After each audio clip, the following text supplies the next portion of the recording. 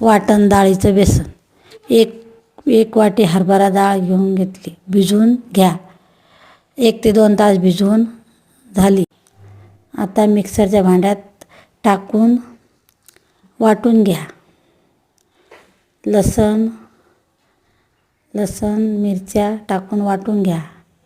आता वाटून झाली. तेल, मोहरी, जिरं टाकून हळद, त्यात पीठ टाकून द्या. पीठ टाकून झालं. कढई फिरवून घ्या.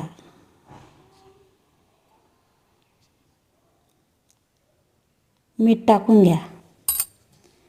मीठ टाकून झालंय. चमच्यानं फिरवून घ्या. बेसन चांगलं शिजवून घ्या. कोथिंबीर टाकून सर्व करा. बेसन झालं आपलं. खाऊन घ्या.